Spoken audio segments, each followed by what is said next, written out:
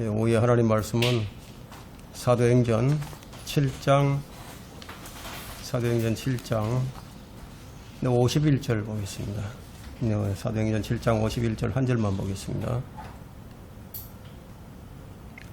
제가 받들어 읽겠습니다. 너희 목이 곧고 마음과 귀에 할례를 받지 못한 사람들아, 너희 조상이 한 것과 같이 너희도 늘 성령을 거역하는도다.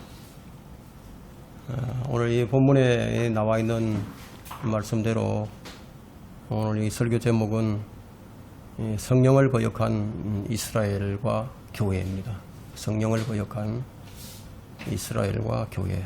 오늘 우리는 이제 성령님께서 이스라엘에 어떤 역사를 하셨는지, 그리고 이스라엘은 성령님을 어떻게 대하였는지, 그리고 지금 우리는 성령님을 어떻게 대하고 있는지, 그리고 우리가 이스라엘의 전철을 밟지 않으려면 무엇을 어떻게 해야 할지, 이 성령과 이스라엘의 이 주제를 가지고 이 말씀을 전하고자 합니다. 성경을 주위에서 읽는 사람이라면 성경의 절반 이상이 한 국가, 특정한 민족을 다룬다는 사실을 아는 데는 별로 어려움이 없을 것입니다. 유대 민족은 성경에서 아주 독특한 위치를 차지하고 있는데, 하나님의 다루심과 계획 가운데 있어서 절대로 이제 빠질 수 없는 그런 민족이에요. 유대인들은 어떤 민족도 결코 가져보지 못했던 하나님과의 아주 독특한 관계를 이제 맺고 있었는데,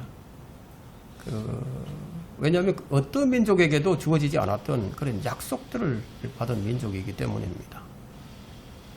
이스라엘에 관련한 성경의 역사는 어떠하냐면 아주 서사적이면서 동시에 또 예언적이에요. 다른 민족들의 이야기가 조금씩 이제 언급되고 있기는 하지만 그 역시 오직 이스라엘과 관련될 때만 약간씩 이제 기술이 이제 약간씩 이제 서술되고 있을 뿐입니다. 그 이유는 이스라엘을 지구상의 모든 인류를 대표하는 민족으로서 이들을 통해서 주님의 뜻이 무엇인지 온 세상에 보여주기 위함이었어요. 그것이 뭐냐 하면 한마디로 얘기해서 복과 저주예요. 복과 저주. 그런데 이스라엘이 주님과 바른 관계를 맺고 있을 때는 그들이 복을 받았어요. 그들이 강성해졌습니다. 그러나 불순종하고 반역을 했을 때는 그들은 세상으로 흩어져서 다른 민족들 가운데 섞여서 살아야만 했어요. 주님께서 그들에게 복과 저주를 두 가지를 이제 주시면서 너희들이 어떻게 할 것인지, 너희들이 어떻게 해야 하는지 그걸 보여주신 거예요. 그래서 신명기 28장 64절에는요, 주께서 너를 땅의 이쪽에서 저쪽까지 모든 민족 가운데 흩으시리니 네가 거기서 너나 네 조상들이 알지 못하는 나무와 돌로 만든 신들을 섬기리라. 이스라엘이 이 말씀대로 온 민족 가운데 흩어졌는데, 중국에도 있어요, 이스라엘이. 일본에도 있습니다. 근데 우리 한국에는 이스라엘 사람이 안 들어온 것 같습니다.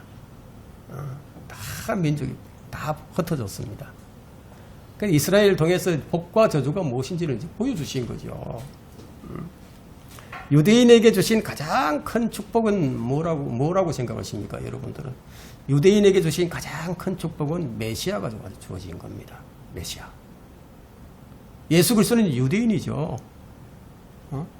예수 그리스도는 유대인뿐만 아니라 이 땅 모든 민족의 가장 큰 축복이 예수 그리스도예요.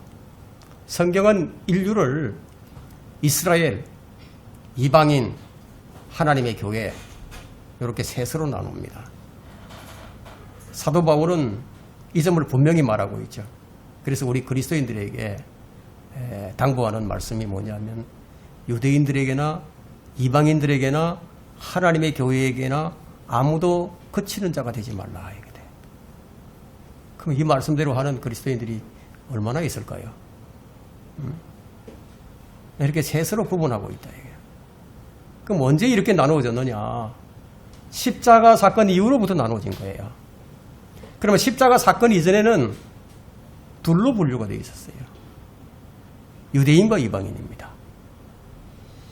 그 유대인들은 아브라함의 육체적인 후손이에요. 그러면 교회는 아브라함의 영적인 후손들이에요. 이 둘의 구분은 선명하죠. 그러면 이 둘을 구분하지 못하게 되면 성경의 예언들이 그냥 엉망이 되어버립니다. 실제로 지금 로마 카톨릭과 연합한 교회들이 그 교회들로 인해서 성경이 지금 엉망이 되어 갑니다. 그 사람들은 이제 유대인들은 하나님께 완전히 버림받아서 이미 유대인들에게 주어져 있는 모든 약속들과 복들이 모두 다 교회에게 상속되었다고 그렇게 주장을 합니다.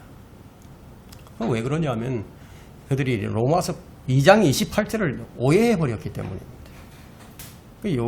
로마서 2장 28절에는 표면적 유대인이 아니요. 표면적 육체의 할례가 할례가 아니라 내면적 유대인이요. 할례는 마음의 할례니 영에 있고 법문에 있지 않은 것이라. 그들의 찬사는 사람들에게서가 아니라 하나님에게서니라.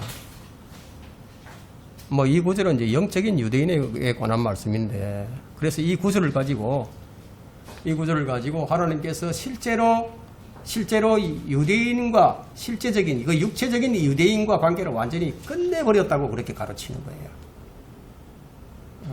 그러나 그 다음 장 로마서 3장을 보게 되면요, 성경은 유대인이 더 나은 점이 무엇인가를 계속 설명을 합니다. 모든 면에서 많이 있는데 특별히 그들에게 하나님의 말씀이 맡겨졌다고 얘기합니다. 근데 하나님의 말씀은 유대인들에게 맡겨진 거예요. 지금 이 시대에 다른 사람들을 통해서 그런 어떤 계시를 안 주신다는 거예요. 하나님의 말씀이 유대인에게 맡겨져 있는데 어떤 번역자들에게 영감을 줘가지고 새로운 계시 같은 거 안 준다는 거예요.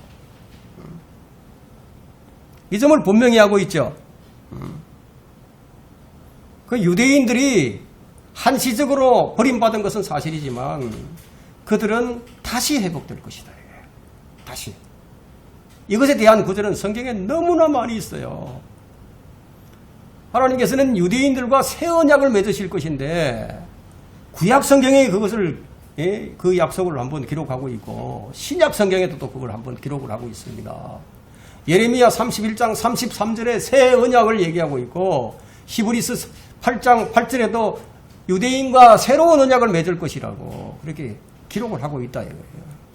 그래서 이 유대인들은 여전히 하나님의 상속받을 백성이에요. 하나님의 언약의 백성입니다. 우리 그리스도 예수 안에서는 유대인이나 이방인이나 이런 부분이 없어져 버렸지만 그러나 그리스도 밖에 있는 사람들은요, 엄연히 지금 유대인들과 이방인들이 존재하고 있다는 거예요. 우리는 그리스도 안에서 하나님의 자녀가 되고 하나님의 백성이 되었어요. 그렇다고 해서 우리가 실제적으로 유대인이 아니라는 얘기예요. 이스라엘에 대한 약속은 여전히 유효하다는 겁니다. 유효하다 이거예요. 누구도 유대인들에게 주어진 하나님의 복을 대신 차지하려고 해서도 안 되고 하나님께서 그렇게 하도록 허락하지도 않습니다. 유대인들은 지금도 여전히 유대인이며 그들에게 주어진 약속들도 여전히 유효하다는 거예요. 이것에 대한 약속은 신약 성경이 증거해 줍니다. 여러분 로마서 11장 한번 펼쳐보세요. 로마서 11장 25절이에요. 25절에 이 신비를 이것을 가지고 신비라고 얘기하는데 이 신비를 우리가 모르기를 원치 않는다고 얘기합니다. 이 신약 성경이 그것을 제시하고 있어요. 로마서 11장 25절에 형제들아 너희가 스스로 지혜 있는 채 하지 않게 하기 위하여 이 신비를 너희가 모르기를 내가 원치 아니하노니 이는 이방인들의 충만함이 차기까지는 이스라엘의 일부가 완고하게 된 것이라. 그리하여 온 이스라엘이 구원을 받으리라. 온 이스라엘이 구원받는다고 얘기하고 있죠. 기록된 바 구원자가 시온에서 와서 야곱에게서 경건치 아니한 것들을 제거하시리라. 제거한다. 구원자가 시온에서 오신다 이거예요. 시온이 어디예요? 하늘의 시온을 얘기하는 겁니다. 구약 성경에 그래서 이제 유대인들의 특권이 참 많이 있어요. 하나님은 이스라엘의 하나님이라 불리시죠. 이 구약 성경에만 무려 199번이나 이스라엘의 하나님이란 표현이 나오는 거예요. 얼마나 많이 불리는지 보세요. 이사야 37장 16절에는 오 그룹들 사이에 거하시는 만군의 주 이스라엘의 하나님이요. 그룹들 동서남북에 지금 그룹이 있잖아요. 하나님 보좌 동서남북에 주변에 이렇게 사방에 그룹들이 있어요. 보좌 주변에. 그 만군의 주 이스라엘의 하나님이요. 오직 주만이 땅의 모든 왕국들의 하나님이시며 주께서는 하늘과 땅을 지으셨나이다. 이스라엘의 하나님 나온다. 이스라엘의 하나님. 만군의 주가 이스라엘의 하나님으로 불리고 있어요. 선지자들이나 이 제사장들의 기도를 보게 되면 이스라엘의 하나님이라고 불렀던 것을 볼 수 있어요. 오 이스라엘의 하나님이요. 우리 조상들의 하나님이요. 이렇게 부른다 이거예요. 그 유대인들에겐 결코 누릴 수 없었던 많은 특권을 그 이방인들이 결코 누릴 수 없는 많은 특권들이 지금 유대인들에게 주어졌다는 거예요. 여러분 이 이스라엘의 하나님이란 이 단어에 뭐 다른 단어로 이렇게 대체할 수 없어요. 대체해서는 안 되는 거예요. 자 우리가 이 살펴볼 것은 이제 첫 번째 하나님은 유대인들에게 많은 특권을 주셨어요. 많은 특권을 주셨는데 이게 첫 번째 특권은 뭐냐? 로마서 3장 1절부터 2절에 보게 되면요. 그렇다면 유대인의 나은 점이 무엇이며 할례의 유익이 무엇이냐? 모든 면에서 많으니 무엇보다도 그들에게 하나님의 말씀들이 맡겨졌습니다. 하나님의 말씀들이 맡겨졌다. 성경의 모든 기록은 누가 했습니까?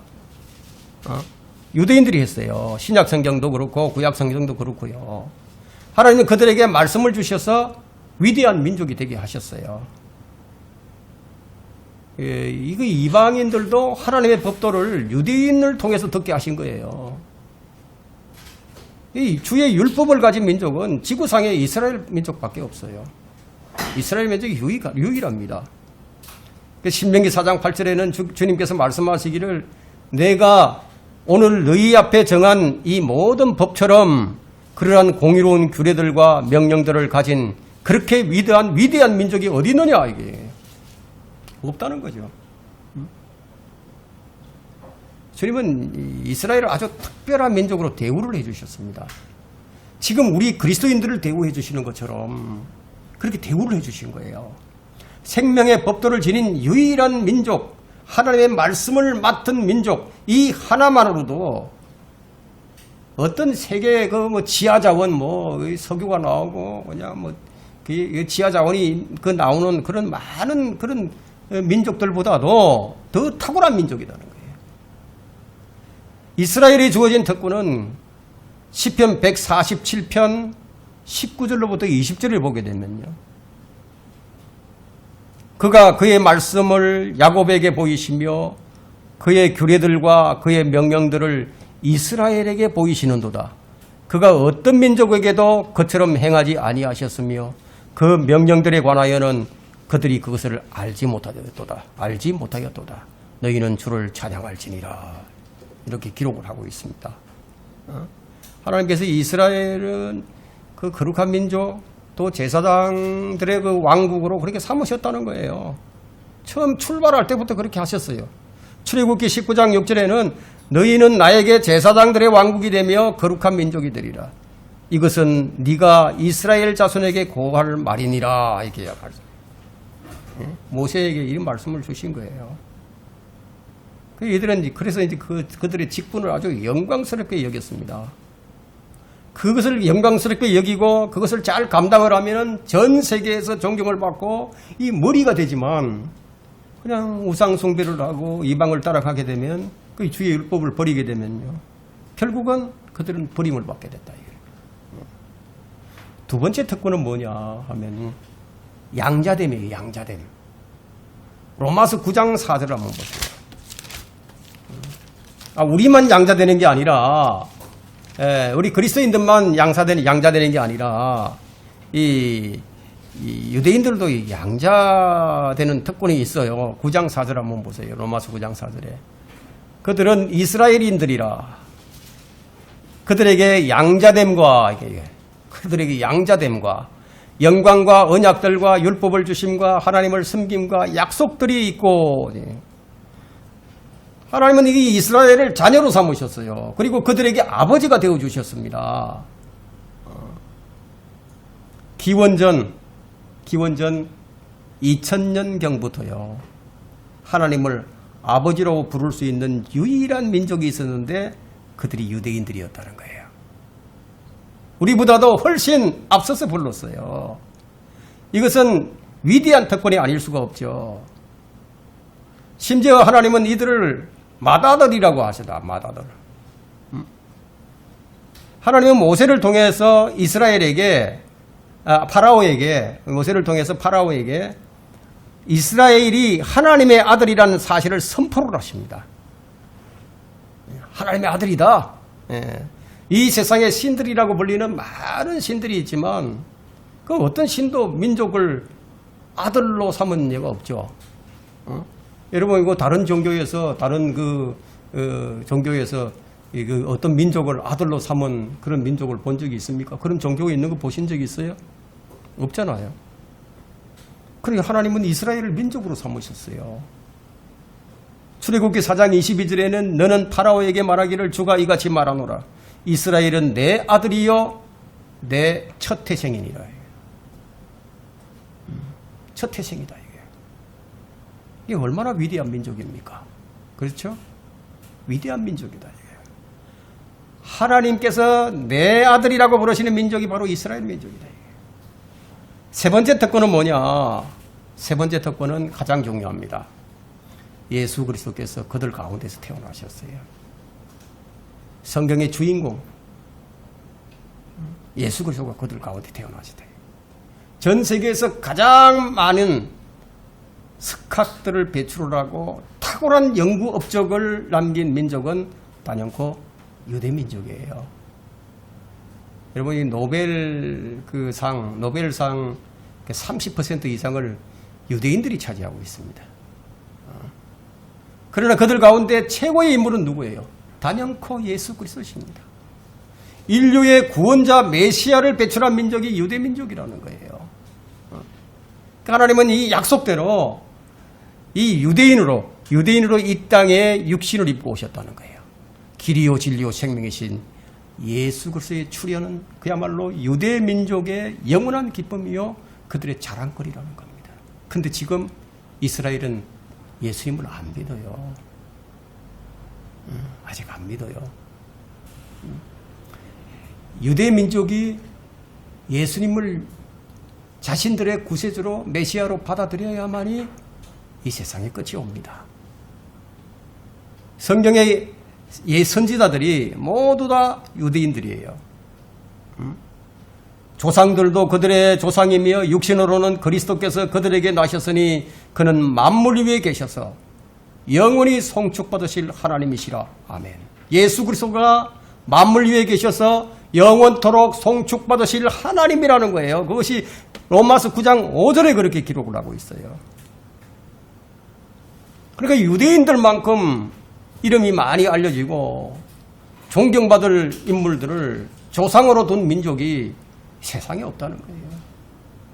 아브라함, 이삭, 야곱, 요셉, 다윗, 솔로몬, 다니엘 등 역사의 그 어떤 나라가 이와 같은 걸출한 인물들을 배출할 수가 있었습니까? 말로도 할 수 없는 인물들이 존경의 대상이 되고 그들의 이름을 따가지고 자기들이 자식의 이름을 짓고 있다는 거예요. 여러분 유럽 사람들 보면 그 이름들 보면 대부분 다 어디서 따온 거예요? 이 성경의 인물을 따온 거예요. 유대민족에. 근데 그 이스라엘이 지금 어떻게 되어버렸습니까? 이런 특권을 그들이 스스로 저버린 자들이 됐다는 거예요. 우리가 믿음을 포기해 보세요. 여러분들이 믿음을 한번 포기해 보세요. 그러면 어떻게 하실까요? 하나님께서 포기하신다고요, 여러분들을. 내 마음에 하나님을 한번 버려보세요. 어떻게 되는지. 하나님께서도 그 사람을 버림받은 마음에 내버려 두셔가지고 그냥 원당치 못한 일을 하도록 내버려 두셨다 이게. 그러니까 오늘 그런 사람들이 얼마나 많은지 모르는 거예요. 스스로 그렇게 돼버린다는 거예요. 네 번째 특권은 뭐냐? 이스라엘은 하나님께서 창조하신 민족입니다. 그럼 우리 지금 이 그리스도인들은 뭐예요? 그리스도인들도 하나님께서 새롭게 창조하셨다. 새로운 피조물이다. 그러니까 민족들마다 기운이 있어요. 기운이 있죠. 근데 그 기운이 우리나라를 보세요. 뭐 당군이라고 얘기하고 있는 당군. 그죠? 당군 신화 얘기잖아요. 우리나라의 기운이 당군이에요. 당군. 근데 유대 민족의 기운이 어디예요? 하나님이다. 하나님. 그럼 어떤 민족이 유대 민족과 견줄 수가 있겠습니까? 이사야 43장 1절에는 이제 오 야곱아 너를 창조하신 주가 이같이 말하노라. 너를 창조하셨다. 이스라엘을 하나님께서 창조하셨다는 거예요. 오 이스라엘아 너를 조성하신 분이 말하노라. 내가 너를 구속하였고 내가 너를 지명하여 불렀으니 너는 내 것이라. 이스라엘 민족은 하나님의 것이에요. 민족들마다 시조들이 다 있어요. 근데 하나님께서 친히 이름을 지어주시기까지 하셨다. 이거. 이스라엘이라고. 그리고 친히 그분 자신이 시조가 되어주셨어요. 그게 이스라엘이다. 이거예요. 이사야 43장 7절 한번 보십시오.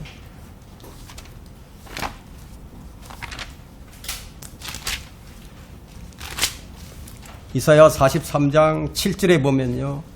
이런 말씀이 있습니다. 곧 내 이름으로 불리는 자는 모두 다 데려오라. 이는 내가 내 영광을 위하여 그를 창조하였고 내가 그를 조성하였나니 정녕 내가 그를 지었습니다.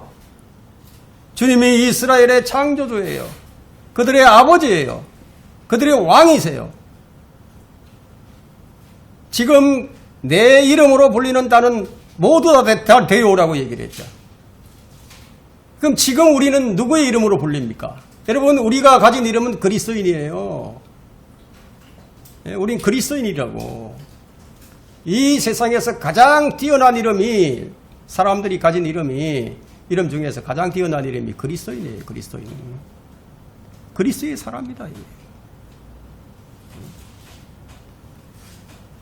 이사야 43장 15절에는 나는 주요 너희의 거룩한 분이며 이스라엘의 창조주여 너희의 왕이니라. 그래서 이스라엘이 신정 통치를 하게 된 거예요. 그냥 이유 없이 그냥 신정 통치하신 게 아니에요. 이스라엘의 왕이 누구냐 이거예요. 민족의 출생은 하나님이라는 거예요. 무엇을 위해서 그렇게 하셨습니까? 이게 중요하죠. 무엇을 위해서 그렇게 하셨어요? 내가 내 영광을 위하여 창조하셨다고 말씀하십니다. 우리 그리스도인들도 새로운 피조물로 만드신 것은 주님께서 내 영광을 위하여 창조하셨다고. 사도 바울은 유대인들의 특권과 축복을 로마서 9장 4절부터 5절에서 요약을 하는데요.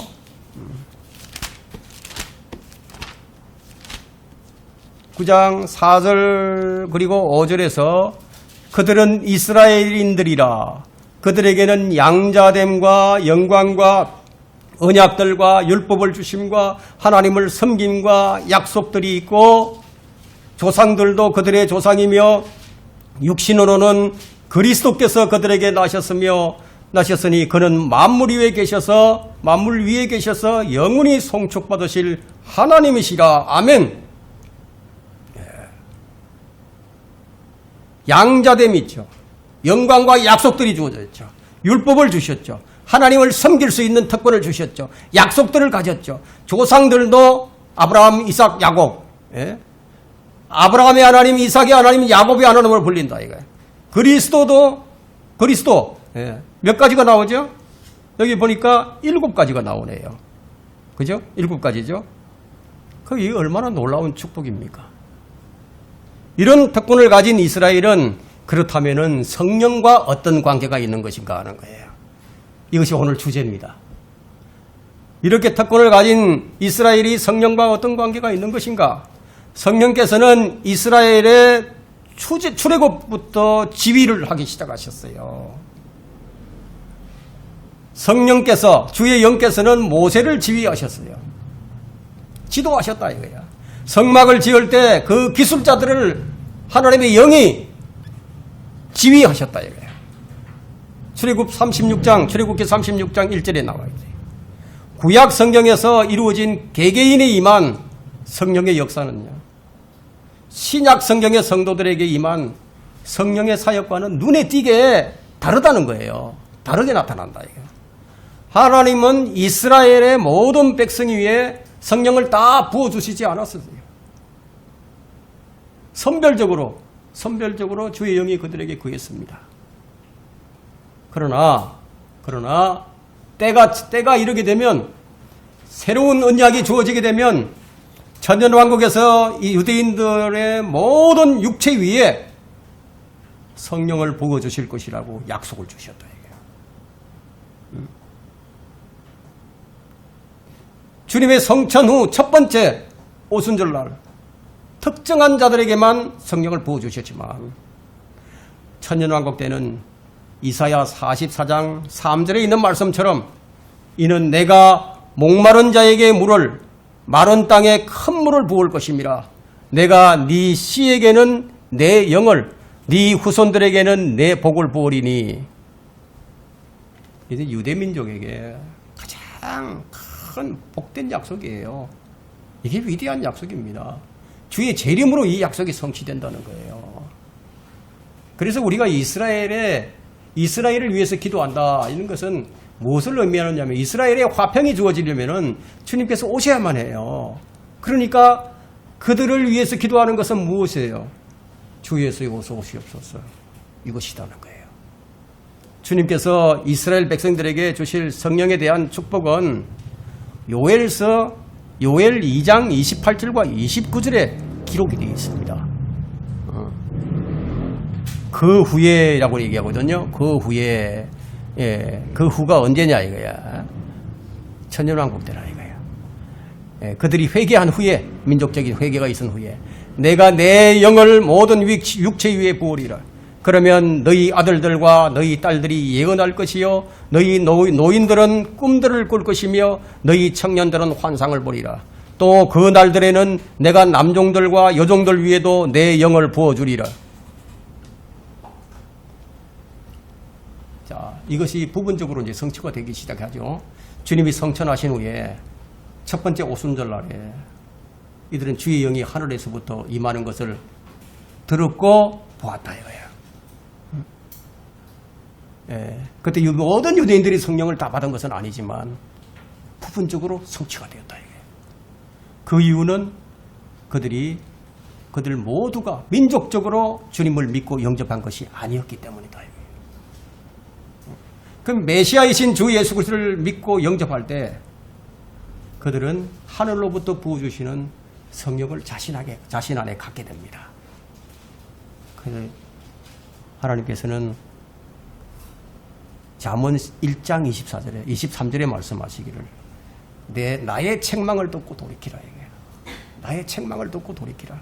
보라, 내가 내 영을 너희에게 부어 너희에게 나의 말들을 알게 하리라. 그럼 우리가 이 성경이 우리에게 주어져 있지만 우리가 이 성경을 알려면 어떻게 됩니까? 주의 영이 내게 부어져서 주의 영이 이 말을 알게 하지 않으면 우리는 모른다는 거예요. 성령이 임하지 않으면 육체적인 이스라엘이지만 예수 그리스도를 믿음으로 성령께서 임하시게 되면 그들은 영적인 이스라엘이 된다는 거예요. 성령을 통해 주님의 몸된 지체가 된다는 겁니다. 사도 베드로는 자, 이 점을 근거로 해서 그들에게 무엇을 촉구했냐면 회개를 촉구합니다. 여러분, 합당하다는 오늘 말씀을 오전 말씀을 드렸죠. 합당하다. 무엇인가 합당한 게 있어. 회개에도 합당한 게 있어야 돼요. 합당한 회개를 해야지. 예? 합당한 회개의 열매를 맺어야 된다는 거예요. 회개를 촉구합니다. 베드로가 그들에게 답변하기를 회개하라. 그리고 죄사함 받은 것으로 인하여 너희 각자는 예수 그리스도의 이름으로 침례를 받으라. 그리하면 너희가 성령의 선물을 받으리라. 구약에 주어진 약속들이 그들에게 주어지기 위해서는 그들은 책망을 듣고 돌이키는 말씀, 돌이키는 것, 즉 회개가 필요했습니다. 아직 그들은 민족적인 회개를 하지 않았습니다.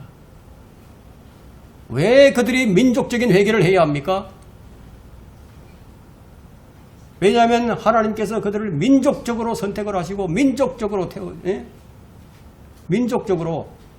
이 아들을 삼으셨기 때문이에요.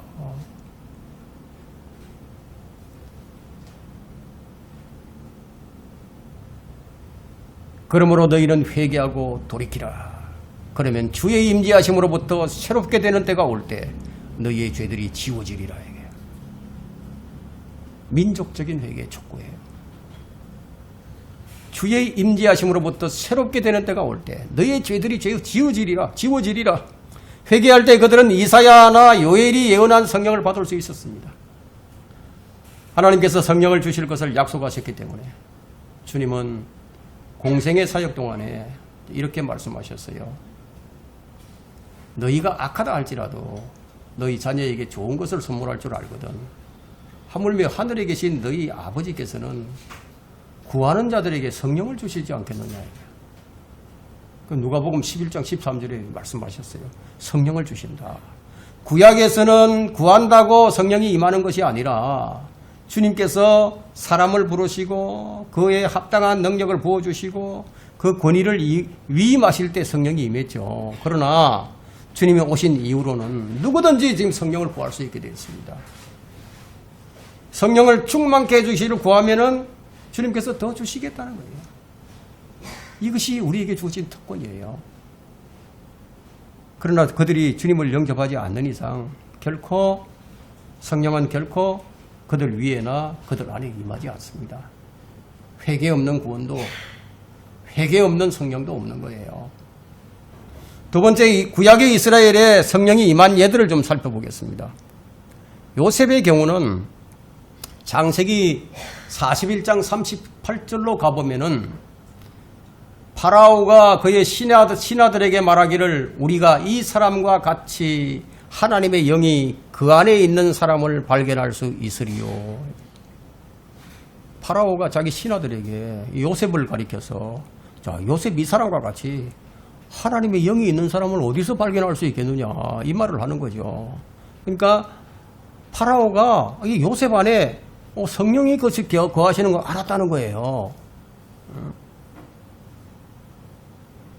그리고 여호수아 주께서 모세에게 말씀하시기를 너는 그의 영이 그 안에 있는 사람 눈의 아들 여호수아를 데려다가 그에게 안수하여. 민수기 17장 18절에도 여호수아가 나오죠. 여호수아 역시 주의 성령이 그 안에 거하는 사람이었습니다. 다니엘 역시 그런 사람이었어요. 근데 그들은 아무도 거듭나지 않았습니다. 그러나 주님은 제자들에게 성령께서 너희 안에 계실 것이라고 말씀을 하셨어요. 진리의 영인 그를 세상이 영접할 수 없나니 이는 세상이 그를 보지도 못하며 또한 알지도 못하기 때문이라. 그러나 너희는 그를 하나니 이는 그가 너희와 함께 거하시며 또 너희 안에 계실 것입니다. 엄청난 특권이죠. 우리는 모두 이 구약의 요셉, 여호수아, 다니엘과 같은 특정한 사람 안에 계셨던 이 성령을 우리가 지금 소유하고 있는 거예요. 예수 그리스도를 믿었기 때문에. 주님은 성령을 통해서 우리 안에 영원히 거하신다고 말씀하셨습니다. 그리고 우리에게 명령하시기를 성령을 따라서 살라고. 육신을 따라 살면 죽을 것이나 성령을 통해 몸의 형실을 죽이면 살리라고요. 그런 말씀을 우리에게 주신 거예요. 그냥 오늘날 그리스도인들이 이렇게 살지 못했기 때문에 고린도전서에 나오는 것을 보게 되면은 11장이죠. 많은 사람들이 약하고 병들고, 예? 심지어는 예? 잠들었어요. 죽기까지 했단 말이에요. 이 성령은 재판관들에게도 임했습니다. 이스라엘을 구원할 재판관들 위해 주의 영이 임한 것을 우리는 이 재판관계에서 찾아볼 수가 있습니다. 주님께서 그들 위에 임했을 때에요. 그들은 큰 능력을 발휘하게 되죠. 그리고 외적을 물리치고요. 이스라엘을 구원합니다. 운니엘이죠. 운니엘은 그 재판관계에 첫 번째 나오는 재판관이에요. 그 운니엘이 누구냐면은 칼렙의 사위예요. 칼렙의.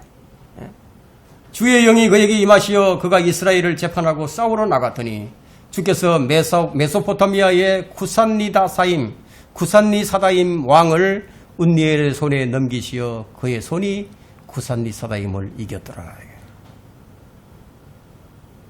왜 어떻게 승리를 했어요? 주의 영이 임했으니까.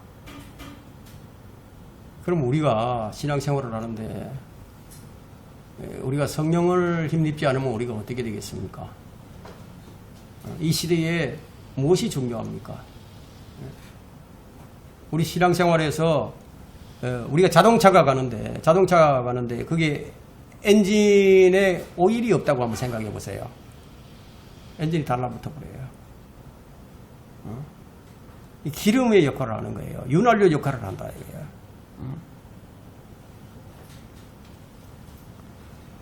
주의 영이 그런 같은 역할을 하는데 우리가 원수를 이기고 세상을 이기고 죄를 이길 수 있는 것은 역시 무엇 때문에 성령을 힘입었기 때문에 성령이 임했기 때문에.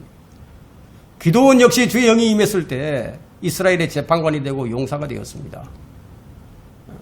재판관기 6장 34절에 보니까 그러나 주의 영이 기도원에게 임하시어 그가 나팔을 불자 아비에셀이 그를 따라 모이고 입다나 삼손 모두 다 마찬가지입니다. 이들 위에 주의 영이 임했을 때 이들은 그들의 대적들을 격파하고 이스라엘의 통치자로서 역할을 감당을 했습니다. 주의 성령께서는 주의 사역을 위해서 특정민들에게 특정 기간 동안 머무셨어요. 성막을 만들 때도 기술이 아주 뛰어났던 버살르엘에 관한 기록이 있는데요.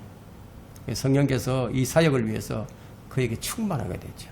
기술을 가진 자라, 그 기술을 가진 자에게 성령이 충만하게 되는 거예요. 하나님은 어떤 사역을 위해서 이 성령을 주시기도 하시는 거예요. 성령께서 이스라엘 사람들 안에 거하셨습니다. 그렇지만 그들은 거듭나지 못했다는 거예요. 어떤 특정한 사람에게 특정한 사역을 위해서 특정한 시간 동안만 그렇게 머무셨어요. 모든 백성이 성령으로 충만한 것이 아니었어요. 성령의 임재가 매우 제한적이었고 그것은 왜 그렇게 했냐면 장차 임하게 될 예표로서 거의 모형으로서 주어진 것이 전부였습니다. 이스라엘에 행하신 성령의 사역은 오순절에서부터 시작된 신약교회에 임한 성령과의 사역이 좀 달라요. 구약 때도 성령께서 내주하시지 않은 것은 아니었지만 일반적으로 그 위에 임하시거나 아니면 함께 하셨던 것에 비해서 이 신약 성도들에게는 항상 안에 거하신다. 임마이하시, 안에 거하신다. 그게 분명한 차이가 있다. 이게. 영원히 거하신다. 이것도 차이가 있다. 이게. 우리는 특별한 재능이 없더라도 예수 그리스도를 믿음으로 인해서 성령께서 우리에게 더해지시는 거예요. 그것을 성령의 은사라고 부르기도 하고요. 성령의 사역이라고도 우리가 부르기도 합니다. 그것은 성령의 열매로 드러납니다. 어쨌든 핵심은 우리가 성령을 통해 이전과는 다른 다른 사람이 되었다는 거예요. 그래서 성령을 통해서 재능이 주어질 수도 있어요. 지혜가 더해질 수 있어요. 능력이 더해질 수도 있어요. 그래서 우리는 이 자신을 좀 비하시킬 필요는 없습니다. 초자연적인 능력은 타고나는 것이 아니라 성령을 통해서 주어진다는 거예요. 여러분, 성령의 은사는 부모로부터 물려받는 게 아닙니다. 뭐 여러 가지 재능은 물려받기도 하겠지만요. 가문이나 혈통에 의해서 결정되는 것도 아니에요. 이 재판관들 가운데 성령을 통해서 능력을 받은 그런 예가 몇 명이 있습니다. 삼손의 힘은 성령께서 그 위에 임한 결과였죠. 사무엘이 다윗에게 기름을 붓자 그날로부터 주의 영이 다윗에게 임했다 이게. 그러면 다윗이 위대했던 것은 그러면 그의 능력이었습니까? 아니죠. 성령의 역사였다 이게. 이것은 성경 전체의 일관적인 진리입니다. 바울이 위대한 사도로 복음의 일꾼이 되었던 것 역시 그의 능력이 아니라 그의 지식이 아니라 성령이 그를 충만케 했던 결과였어요. 여러분의 어제와 오늘의 차이는 어디에 있습니까? 그럼 여러분의 변화는 어디에서 오는 것입니까? 베드로전서 사무엘상 10장 6절에 보니까요. 그때 주의 영이 내게 임하시니 네가 그들과 더불어 예언하고 다른 사람으로 변하리라. 다른 사람으로 변해버린다. 이게. 주의 영이 임하게 되니까. 우리가 이제 기도를 할 때 이렇게 변화되기를 원합니다. 이렇게 기도할 때는요. 그게 바로 성령 충만을 구하는 거예요.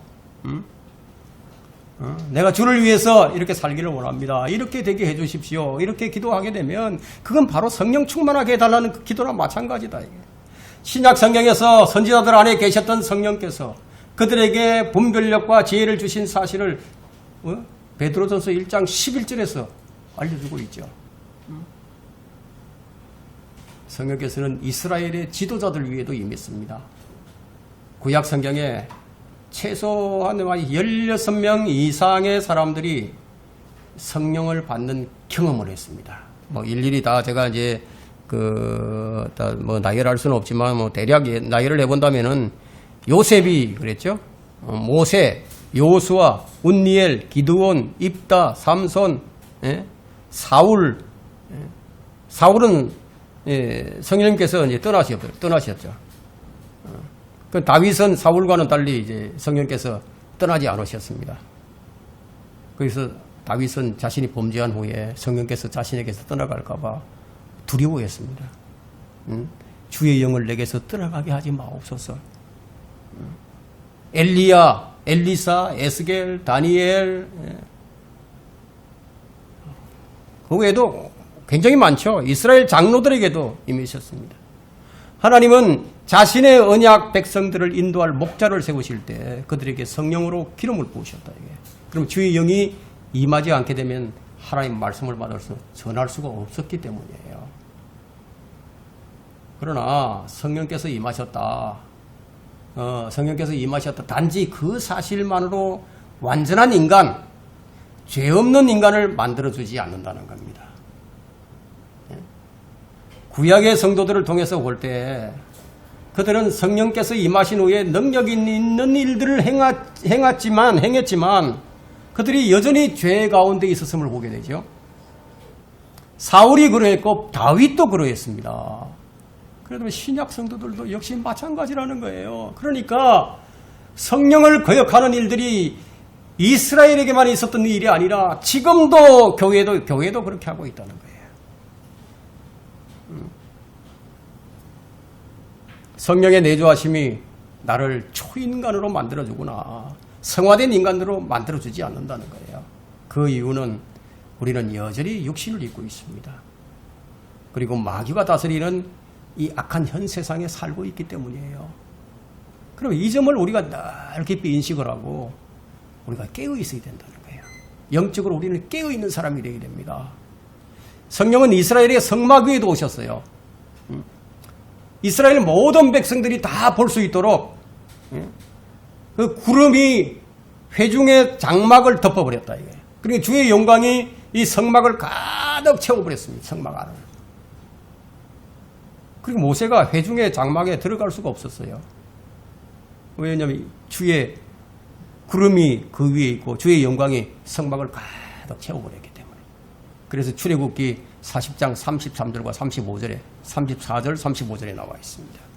이 하나님의 영광스러운 그 임재를 본 이스라엘 사람들은 주의 거룩한 영께서 임하시는 것이 무엇인지 직접 눈으로 목도하고 체험할 수가 있었습니다. 영광의 구름은 성령의 임재를 가장 잘 보여주는 그것이었고요. 그들은 이제 그 모습에 그 광경에 압도되어 가지고 가까이 접근조차 하지 못했습니다. 그게 불가능했다. 이게. 이런 성령의 임재하심이 지금 현재 믿고 있는 성도들 안에 있다는 거예요. 그럼 성령께서는 광야를 통과해서 가나안 땅으로 이스라엘을 인도해 주셨습니다. 그럼 지금은 어떻게 하실까요? 지금은 우리를 진리로 인도해 주시죠. 그리고 지금 진리로 인도하셔서 우리를 어디로 인도하십니까? 저 셋째 하늘로 인도하실 것이다. 이게. 느헤미야 9장 20절에는 주께서는 또 주의 선하신 영을 주사 그들을 가르치시고 주의 만나를 그들의 입에서 거두지 않으셨으며 그들의 목마름을 위하여 물을 주셨나이다. 여기 뭐가 나오죠? 선하신 영을 주셔서 가르치신다고 그랬죠? 또 먹을 것을 주신다고 하셨죠? 물도 주신다고 하셨죠? 예. 광야 40년은 그야말로 성령의 가르침을 받는 시기였습니다. 광야 40년이. 그렇다면 지금의 우리도 성령의 가르침을 받는 시기다. 광야에서 낮에는 구름 기둥, 밤에는 불 기둥으로 인도함을 받았는데 이 모든 것이 성령의 인도함을 받는 배움의 과정이었다는 거예요. 배움의 과정. 성령께서 그들 안에 임하셔서 길을 인도하시는 것이 아니라 세우신 지도자 모세와 여호수아 그리고 눈에 보이는 구름 기둥과 불 기둥으로 그들을 인도하셨어요. 그러니까 우리 신약교회의 성도들을 인도하시는 것과는 많이 다르죠. 이와 같은 특권을 가진 이스라엘이 성령을 어떻게 대하는가 하는 거예요. 세 번째, 그들은 늘 성령을 거역했습니다. 늘 성령을 거역했어요. 이건 심각한 문제입니다. 그들은 성령을 대하는데 늘 실패를 했습니다. 오늘날도 마찬가지예요. 그리스도인들이 성령을 소멸하고 살죠. 그것이 거역하는 거예요. 이사야 63장 10절부터 11절을 한번 보세요. 이사야 63장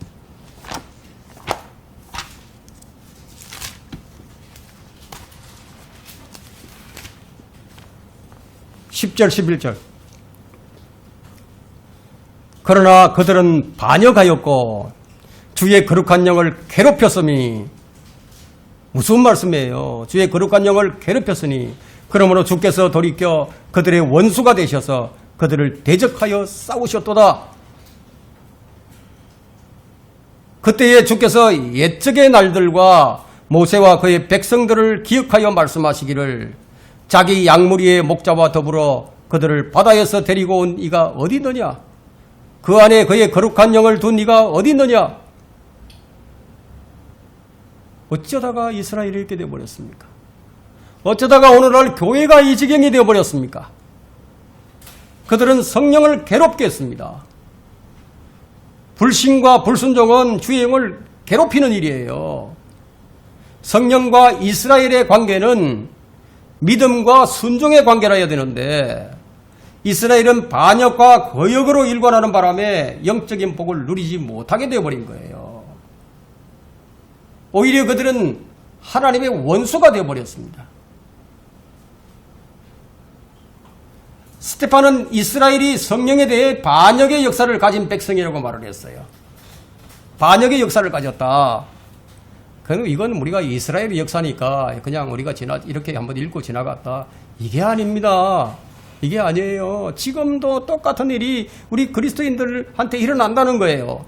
너희 목이 곧고 마음과 귀에 할례받지 못한 사람들아, 너희 조상이 한 것과 같이 너희도 늘 성령을 거역하는도다.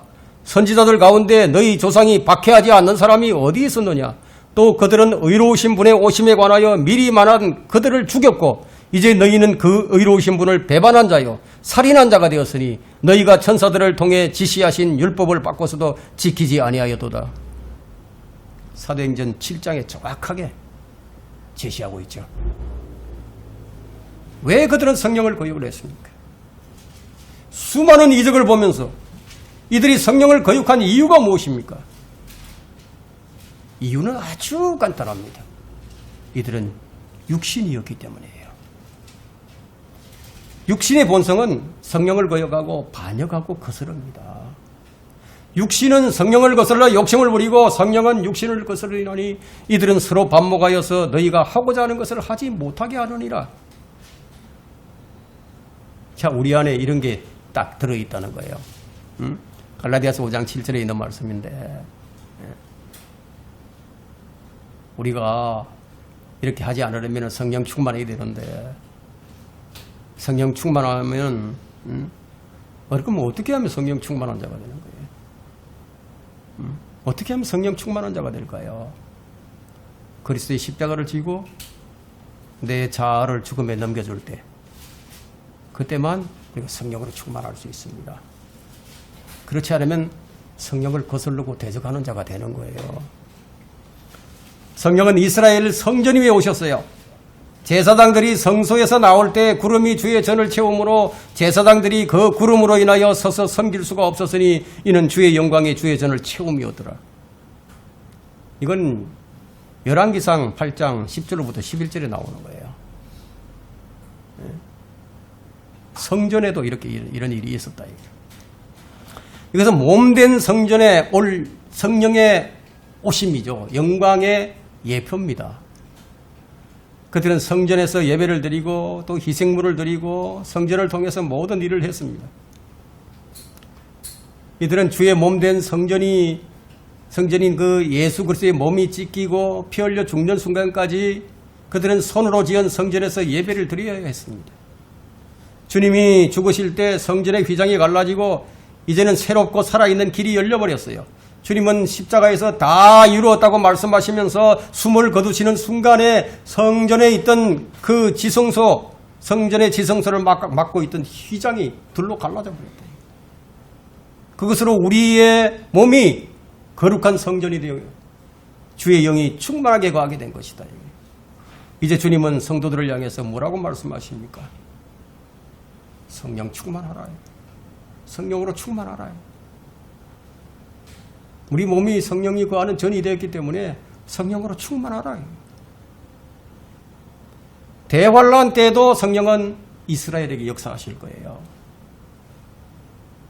그들이 주님을 십자가에 못 박은 죄악을 깨닫고 회개할 때, 그때 주님은 그들 위에 성령을 쏟아부어 주신다. 그래서 성령은 천년왕국 때에도 역시 이스라엘 위에 임하실 거예요.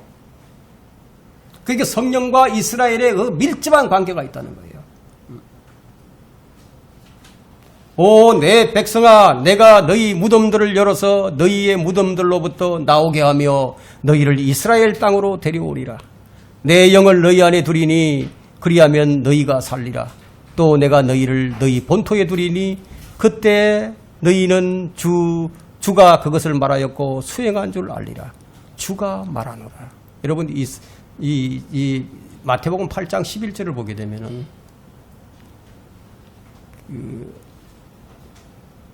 많은 사람들이 동과 서에서 와서 아브라함과 이삭과 야곱과 더불어 천국에 앉을 것이라고 말하고 있어요.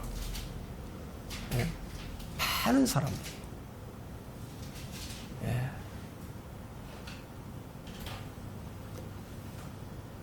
바로 이 말씀과 맥을 같이 하죠. 에스겔 31장 13절부터 14절을 방금 제가 읽었는데, 네.